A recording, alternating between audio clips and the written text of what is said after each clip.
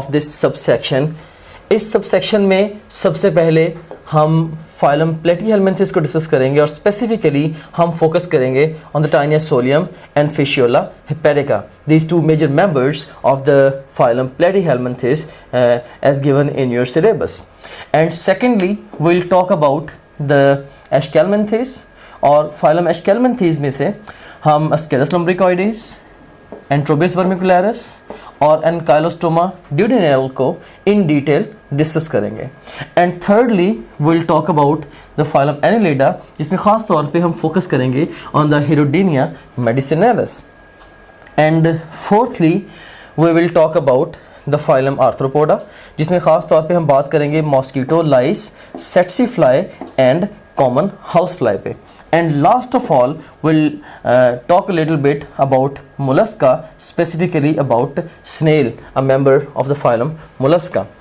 So let's start off with the phylum Platyhelminthes. इससे पहले कि हम अपनी डिस्कशन को कन्वेंशनली स्टार्ट करें, I would like to ask a question. Seen here statement है हमारे पास, uncooked beef or pork can result into infestation by A option is tapeworm, B option is hookworm, C option is pinworm and D option is roundworm, and the best response to this question is tapeworm. एक और question है, secondary host for tapeworm is A option is pig, B option is snail, C option is cattle, D option is pig or cattle, and according to line of your textbook जो secondary host है tapeworm का that is pig or cattle. And now let's talk about the Taenia solium. ये इसका scientific name है और common name इसका tapeworm है. First of all, let's talk about the introduction of the tapeworm और Taenia solium. ये जो tapeworm है ये एसिलोमेट है, जैसे कि हमने फ्लो शीट में भी इसको फाइलम को हमने डिस्कस किया था, you seen here phylum Platyhelminthes को। सो फाइलम प्लेटीहेल्मिन्थेस का ये जो मेंबर है, ऑफ कोर्स सारे के सारे जो प्लेटीहेल्मिन्थ्स हैं, all the platyhelminths they are basically acoelomates, right. और उसके बाद फिर सेकेंडली ये एंडोपैरासाइट है किसका, ह्यूमन्स का, कैटल का और इवन पिग का। और इसकी रिबन लाइक बॉडी है consisting of the proglottids which contain mainly the sex organs. So इसकी जो बॉडी है ये फ्लैट रिबन लाइक है और हम कहते हैं कि वो प्रोग्लॉटिड्स से बनी है जिसके साथ मेनली एसोसिएटेड सेक्स ऑर्गन्स होते हैं। एंड जो proglottids they continue to break off and are passed out from the intestine along with the feces. Basically the tapeworm it lives in the intestine of these organisms जैसे human, cattle या pig वगैरह whatsoever। तो ख़ास तौर पे आप कह लें कि ये ह्यूमन बींग्स की जैसे ये इंटेस्टाइन में रहता है तो वहाँ से इसकी जो प्रोग्लॉटिड्स हैं वो वक्तन फ़क्तन ब्रेक ऑफ होते रहते हैं और अलॉन्ग विद फीसिस ये पास आउट होते रहते हैं। अब हम थोड़ी सी बात करते हैं इसके लाइफ साइकिल पे। तो टैपवर्म अपना लाइफ साइकिल ये 2 होस्ट्स में कंप्लीट करता है। उसमें सबसे पहले नंबर पे हमारे पास आता है प्राइमरी होस्ट, जिसको हम फाइनल या डेफिनेटिव होस्ट भी कहते हैं। इससे पहले कि हम स्पेसिफिक बात करें कि इसका टाइनिया सोलियम का या टैपवर्म का प्राइमरी होस्ट कौन सा है, हम ये डिस्कस करते हैं कि प्राइमरी या फाइनल या डेफिनेटिव होस्ट होता क्या है। सो प्राइमरी, फाइनल और definitive host is a host in which parasite reaches maturity. Parasite reaches maturity and if possible reproduces sexually. So condition क्या है कि प्राइमरी होस्ट वो होस्ट होगा जिसमें रिस्पेक्टिव पैरासाइट मैच्योरिटी गेन करेगा और मोस्ट प्रोबेबली वो वहाँ पे सेक्सुअली रिप्रोड्यूस करेगा। अब ये एक हाई यील्ड फैक्ट है from the examination point of view कि जो टैपवर्म है या टाइनिया सोलियम है इसका प्राइमरी होस्ट कौन है, तो human is the primary host of the tapeworm. And secondly let's talk about the secondary host और इंटरमीडिएट होस्ट और the indefinite host. So secondary host, intermediate, indefinite host, actually it's a host that harbors a parasite for a short transition period. ये secondary host वो host होता है जो short transition period के लिए parasite को harbor करता है, during which some developmental stage is completed. और उस short period के दौरान उसकी कोई ना कोई developmental stage complete होती है। So जैसे कि टैपवर्म के केस में पिग और कैटल जो है ये टैपवर्म के सेकेंडरी होस्ट हैं। सो पिग और cattle they are the secondary host and human being is the primary host. ये बहुत ही हाई यील्ड इंफॉर्मेशन है from the examination point of view. तो ये आप देख सकते हैं कि दिस इज द टैपवर्म, और आप देख सकते हैं किस तरह से इसकी ये रिबन लाइक बॉडी है and you can see the different proglottids, और ये ह्यूमन गट में होता है और इसके जो प्रोग्लोटिड्स हैं ये ब्रेक ऑफ होकर अल्टीमेटली फेसिस के लॉन्ग पास आउट होते रहते हैं। Now let's talk about the life cycle of the tapeworm. So tapeworm actually is present in the intestine of the human beings, और वहाँ से इसके जो प्रोग्लोटिड्स हैं वो ब्रेक होके फेसिस में जाते हैं और ultimately somehow those proglottids they are eaten up by the cow। जब ये जो फेसिस हैं ये ख़ास तौर पे कंटेमिनेट करते हैं वाटर को, और वो वाटर मे बी जाके इरीगेट करता है रिस्पेक्ट उन क्रॉप्स को जहाँ पे may be cow is taking its food. तो उस जगह को अगर पानी वो इरीगेट करेगा जो कि प्रोग्लोटिड्स यानी कि टेपवर्म के प्रोग्लोटिड्स के साथ जो कह लें कि कंटेमिनेटेड है, उस पानी को जब उस पानी लगी फसल को जब काउ ईट अप करेगी तो अल्टीमेटली क्या होगा, इसके अंदर वो जो पैरासाइट्स हैं ये चले जाएंगे। राइट, सो इसमें समहाउ जब वो प्रोग्लोटिड्स इसके अंदर गए अल्टीमेटली वो डेवलप होंगे और कह लें कि जो फाइनली जो पैरासाइट्स हैं इसके अंदर बीफ के अंदर they would make their way to the muscles. Right, so वो फाइनली कह लें कि इसके मसल्स के अंदर जाके वहां पे रहना शुरू कर देंगे रिस्पेक्टिव पैरासाइट्स, और जब अनकुक्ड या पोरली कुक्ड बीफ या मीट कंज्यूम करेंगे ह्यूमन बीइंग्स तो अल्टीमेटली वो फिर कह लें कि जो पैरासाइट्स हैं अब वो ह्यूमन बीइंग्स में ट्रांसफर हो गए, वहाँ पे अगेन जाके वो ह्यूमन बीइंग की गट में रहना शुरू कर देंगे और अल्टीमेटली वहाँ से अलॉन्ग अगेन सिमिलर वे में जो साइकिल है ये स्टार्ट हो जाएगा। सो ये ग्रॉस सा लाइफ साइकिल है टैपवर्म का। इसको हम एक डिफरेंट वे से भी देखते हैं। यू सीन हियर कि ये ह्यूमन बीइंग है और इसकी गट में जो टैपवर्म है वो रह रहा है, और जो अल्टीमेटली जो टाइनियसोलियम है कह लें कि इसकी जो प्रोग्लोटिड्स हैं वो पास आउट होते हैं अलोंग फेसिस और उनको ईट अप करती है लाइक मे बी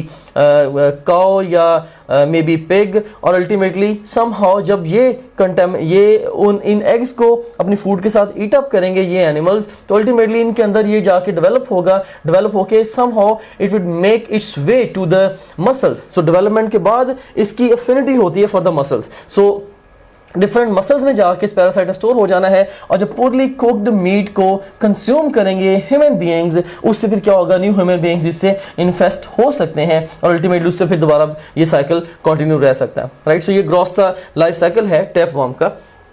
उसके बाद फिर infestation and disinfestation of tapeworm पे हम थोड़ी सी बात करते हैं, लेकिन first of all you need to understand infestation. Right, infestation में और इन्फेक्शन में फर्क क्या है, हम इस पे थोड़ी सी बात करते हैं। सो इन्फेक्शन क्या होता है? Infection is the invasion of an organisms body tissues by disease causing organisms. कि कोई भी डिजीज कॉजिंग ऑर्गेनिजम्स हैं अगर वो किसी ऑर्गेनिज्म की बॉडी के टिश्यूज को इन्वेड कर लें हम कहते हैं कि ये क्या हो गया, ये इन्फेक्शन हो गया। For example we can have the bacterial infections, we can have the fungal infections and the parasitic infections as well. Right, उसके बाद फिर इन्फेस्टेशन क्या है? Basically infestation it refers to the parasitic diseases specifically, खास तौर पे ये parasitic diseases को ये रेफर कर रहा है like caused by the animals such as the arthropods जैसे माइट्स हैं, टिक्स हैं, लाइस हैं, या वर्म्स जैसे कि टैपवर्म है। Right, but excluding the conditions caused by protozoa, fungi and bacteria.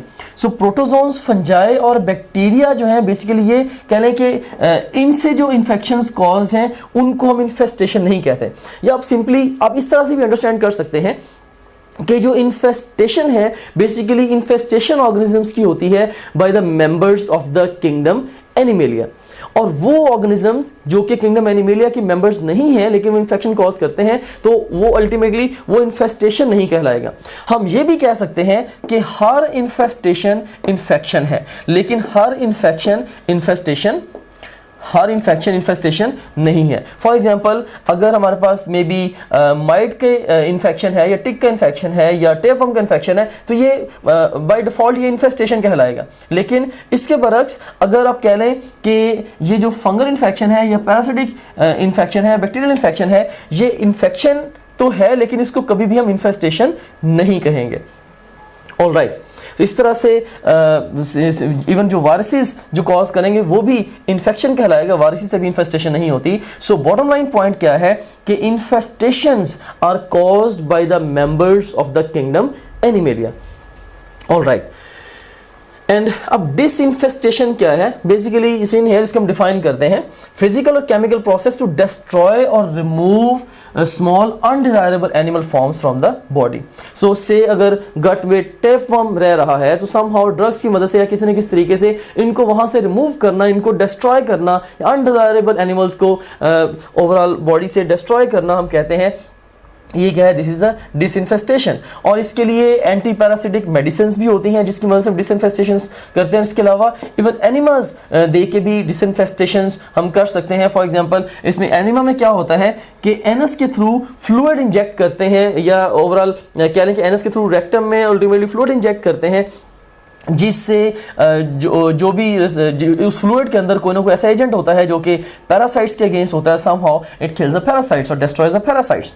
और इसका प्रिवेंटिव मेजर क्या है? टेपवर्म के इन्फेक्शन से बचा कैसे जा सकता है? Of course by cooking the beef properly. अगर बीफ प्रॉपरली कुक्ड होगा तो उसके अंदर अगर कोई पैरासाइट मौजूद होगा, टेपवर्म मौजूद होगा, it would be killed and it would not be able to reproduce and it would not be able to cause infestation of the human being which is going to eat that beef up, right? So इसीलिए cooking the beef properly is the best way to prevent the tapeworm infestation. Now let's talk about the Fasciola hepatica. इसको हम common language में liver fluke भी कहते हैं। आपने इनके common names को भी साथ साथ याद रखना है क्योंकि एग्जाम में Fasciola hepatica भी अपीयर हो सकता है और लिवर फ्लूक भी अपीयर हो सकता है। Both actually mean the same. So introduction के ऊपर हम बात करते हैं। फर्स्ट ऑफ ऑल ये एसिलोमेट है और ये एंडोपैरासाइट है इन शीप और कभी कभार ये ह्यूमंस में भी होता है। सो बेसिकली एंडोपैरासाइट है शीप का, ओकेजनली ह्यूमंस में भी होता है and it contains the suckers for attachment to the host tissue. इसका स्पेसिफिक फीचर है कि Fasciola hepatica के पास सकर्स होते हैं जो कि इसको अटैच करवाते हैं टू द होस्ट टिश्यू। अब हम इसके लाइफ साइकिल पे बात करते हैं तो ये भी अपना लाइफ साइकिल दो होस्ट में कंप्लीट करता है। एक है प्राइमरी, फाइनल और डेफिनेटिव होस्ट, जहां पे इसका एसेक्सुअल लाइफ साइकिल कंप्लीट हो रहा है। जैसे शीप या मैन, राइट, शीप या मैन, ये बेसिकली इसका जो लिवर फ्लूक है उसका ये होते हैं इसके primary host, right. So it lives in the bile duct, it lives in the bile duct. सो एग्जाम अगर आपसे क्वेश्चन पूछता है कि liver fluke lives in, right, liver or small intestine or bile duct or large intestine, the best response would be bile duct. ये एक paradoxical information है कि चूंकि इसका नाम लिवर फ्लूक है, बहुत सारे स्टूडेंट्स इससे ये अंडरस्टैंड कर लेते हैं कि अगर लिवर फ्लूक है it might be living in the liver, लेकिन ये लिवर में नहीं रहता बल्कि ये बाइल डक्ट में रहता है। एंड हाँ, लिवर को ये डैमेज जरूर करता है, probably that's why we are calling it the liver fluke. उसके बाद फिर सेकेंडरी या इंटरमीडिएट होस्ट जहां पे ये सेक्सुअल लाइफ साइकिल अपना कंप्लीट करता है वो इसका है स्नेल। ये जो होस्ट हैं इनको भी मेमोराइज करना एग्जाम के लिए क्रिटिकली इंपॉर्टेंट है। ये टेक्निकली 5 स्टार एरिया है from the examination point of view. Once again, primary host liver fluke का शीप और मैन, सेकेंडरी होस्ट स्नेल। और शीप और मैन में ये एसेक्सुअल लाइफ साइकिल, जबकि स्नेल में अपना सेक्सुअल लाइफ साइकिल कंप्लीट करेगा। सो यू सीन हियर, ये एक फ्लैट वर्म है, ये लिवर फ्लूक है, ये लिवर है और अल्टीमेटली ये in the surgeons hand you can have a look at the an area जहाँ पे लिवर फ्लूक ने इन्फेस्ट किया हुआ है। सो यू कैन सी कि लिवर फ्लूक, इसके हम लाइफ साइकिल पे बात करते हैं। लिवर फ्लूक जो है ये शीप और ह्यूमन बीइंग की बाइल डक्ट में रह रहा है और वहां से इसके जो एग्स हैं फीसिस के लॉन्ग पास आउट होते हैं जिनको टेकअप करता है स्नेल, और स्नेल में अल्टीमेटली अपना जो भी लाइफ साइकिल है उसको कंप्लीट करके फ्री स्विमिंग लार्वा वाटर में आते हैं, और वही जो वाटर है जब उसको इंजेस्ट करते हैं समहाउ शीप और ह्यूमन बीइंग्स तो ultimately they get infected with that again and again the process it keeps on going, right, and it keeps on infecting new individuals in this way, right. So ये basic सा इसका life cycle है liver flow का. So you can have a look over here as well कि इसमें we have got the sheep and you've got the human being, इनकी bile duct के अंदर ये present होता है, वहाँ से इसके जो eggs हैं feces के long pass out होते हैं और ultimately वो जो eggs हैं they are taken up by the snail, और snail के अंदर development के बाद ultimately जो larvae हैं वो water को contaminate करते हैं, और वो वाटर जब उसको कंज्यूम करते हैं ह्यूमन बीइंग्स या शीप वगैरह तो ultimately they become infested with this liver fluke and ultimately they start on passing the eggs of the liver fluke into their faeces and it causes the infestations of the new individuals with the liver fluke. So that's about the life cycle of the liver fluke. And now let's talk about the phylum Aschelminthes, इसमें खास तौर पे हमने स्केरस लुम्ब्रिकॉइडेस, एंट्रोबियस वर्मिकुलरिस and Ancylostoma ड्यूडेनेल इनके ऊपर बात करनी है. So let's start off with the question. All are aschelminths except Ascaris lumbricoides, Taenia solium and Ancylostoma duodenale and Enterobius vermicularis. तो अभी हम स्टडी करके आए हैं कि टाइनस सोलियम बेसिकली ये तो एक प्लेटीहेल्मिन्थ है. हाँ, इस लिस्ट में जो बाकी हैं वो सारे के सारे फाइलम एस्केलमेंथिस या नीमाटोडा से बिलोंग करते हैं. So best response to this question would be beta. And we have got another question. Which of the following is known as parasite of the large intestine? इसमें Ascaris lumbricoides is A option, B option है Tinea solium, C option is Ankylostoma duodenale and D option is Enterobius vermicularis. And the best response to this question is Enterobius vermicularis कि ये large intestine का basically parasite है. उसके बाद भी next एक और क्वेश्चन है. Which of the following is largest and most common parasitic worm in the humans? इसमें ए ऑप्शन है Ascaris lumbricoides, B option is Tinea solium, C option is Ankylostoma duodenale and D option is Enterobius vermicularis. And the best response to this question is Ascaris lumbricoides. So largest और most common जो parasitic worm है human beings में वो Ascaris है.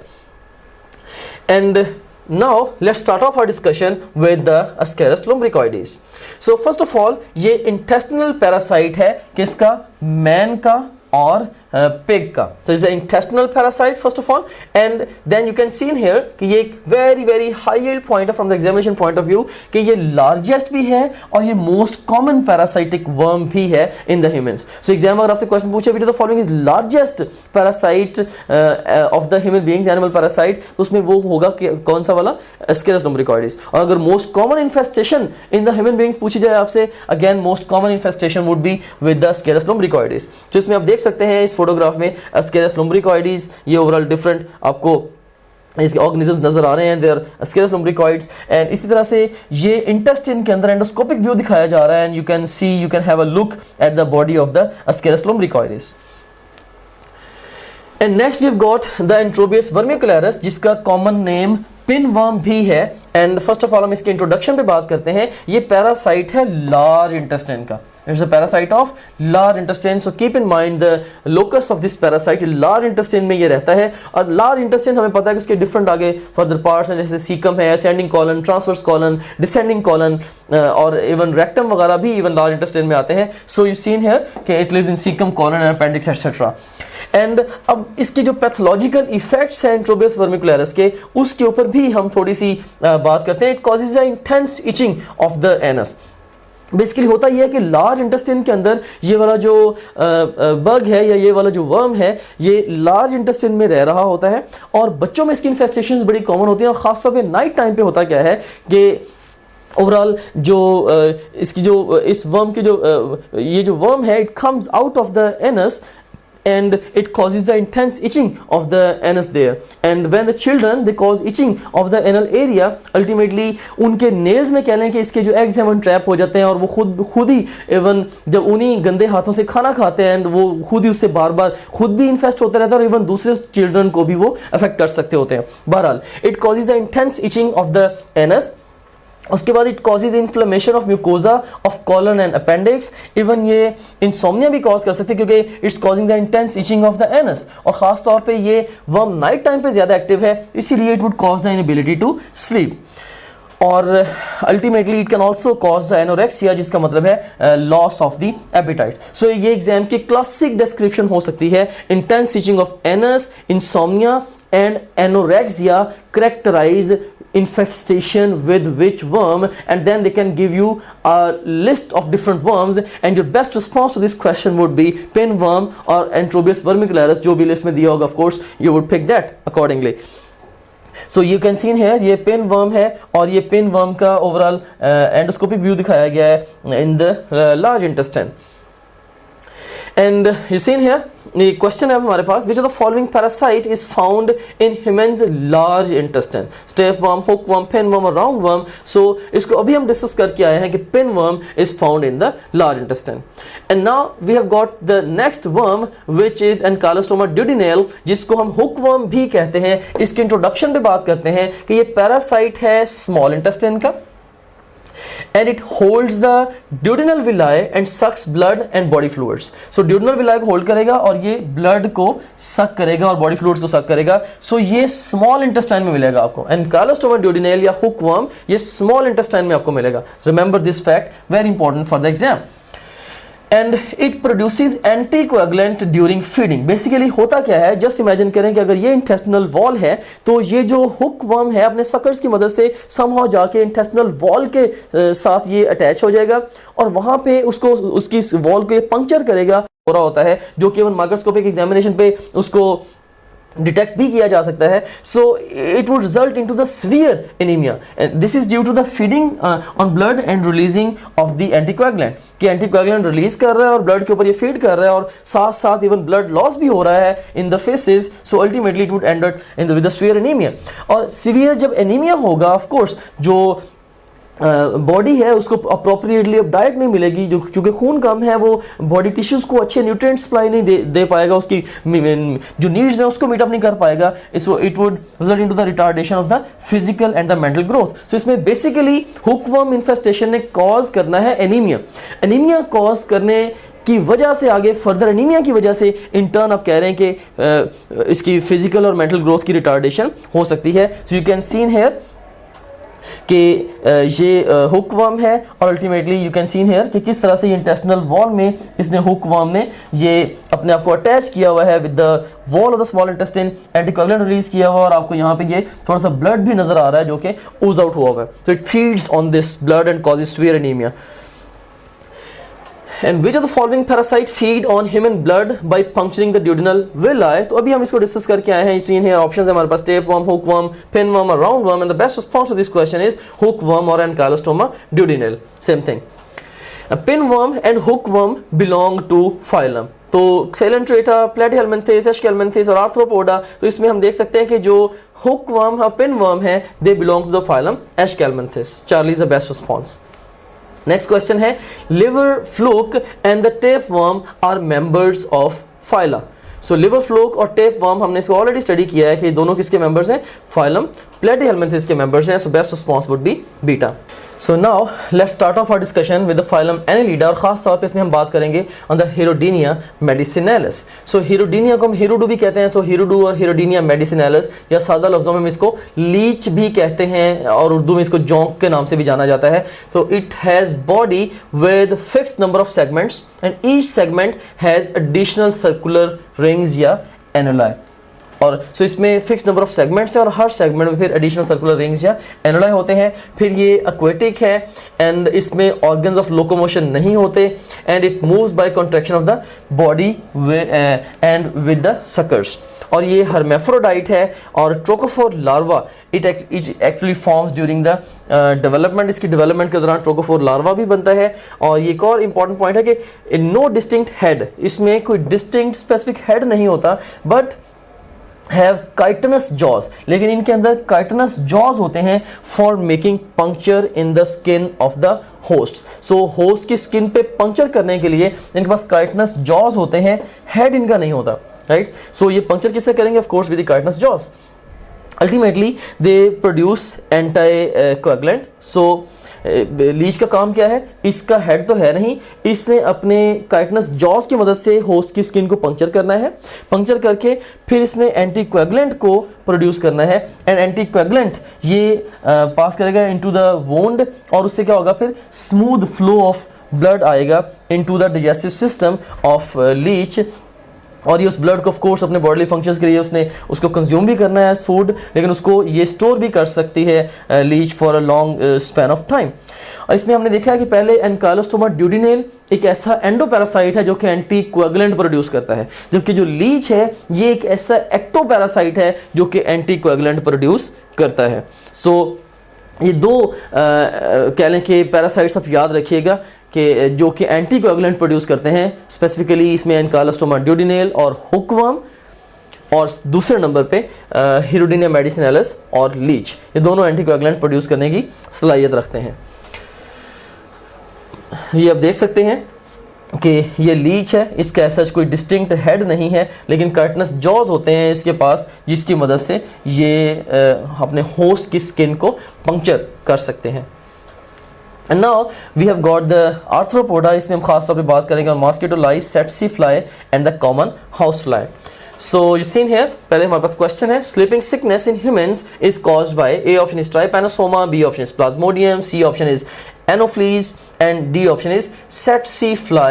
So sleeping sickness जो है basically this is caused by the trypanosoma. चूंकि पूछा गया है sleeping sickness is caused by, ठीक है, so इसका जो बेसिक कॉज है वो trypanosoma ही है. ये अलग बात है कि this trypanosoma is actually transmitted by the tsetse fly, लेकिन इसकी कॉज की बात हो रही है तो कॉज इसका trypanosoma है.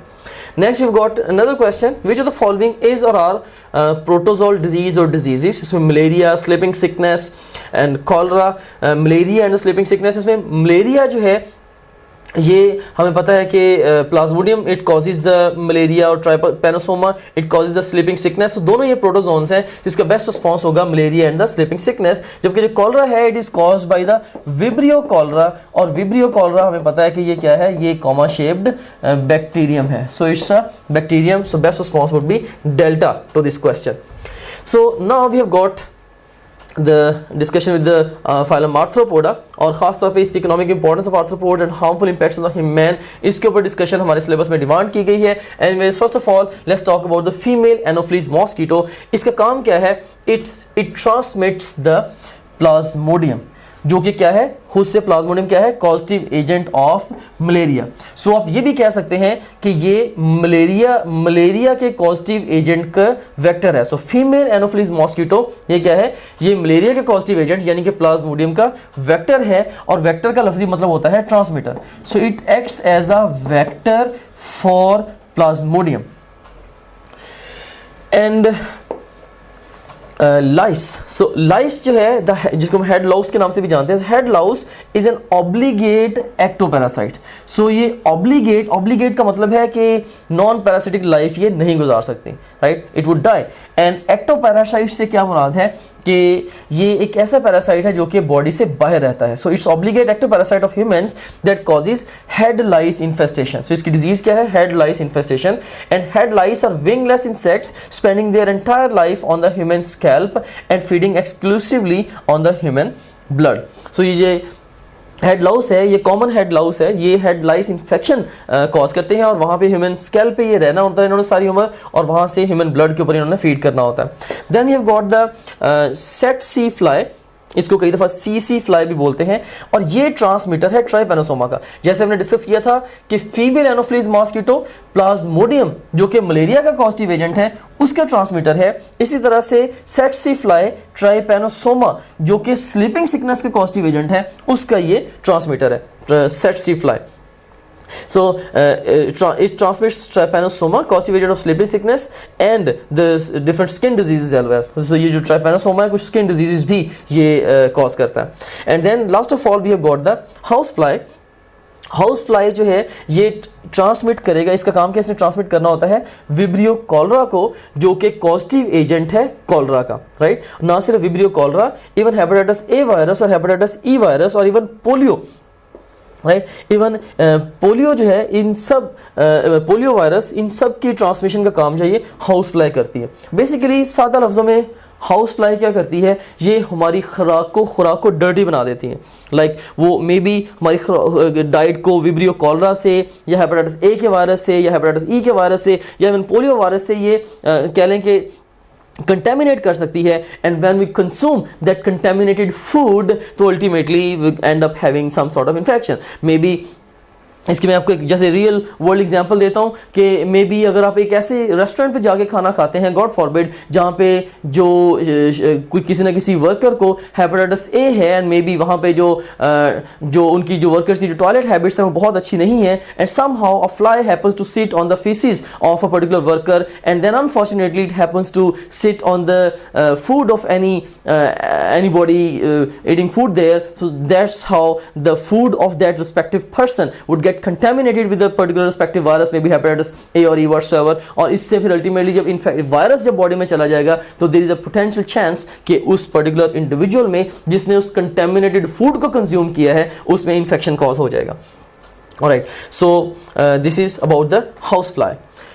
यू सीन हियर कि ये फीमेल एनोफ्लीज मॉस्किटो है इन दिस फोटोग्राफ। और ये प्लाज्मोडियम है जो कि ट्रांसमिटर है या वेक्टर है, सॉरी जो कि कॉजेटिव एजेंट है मलेरिया का, जबकि फीमेल एनोफ्लीज जो है ये इसका ट्रांसमिटर है। ओके और उसके बाद फिर जो डिजीज इससे कॉज होगी दैट वुड बी मलेरिया।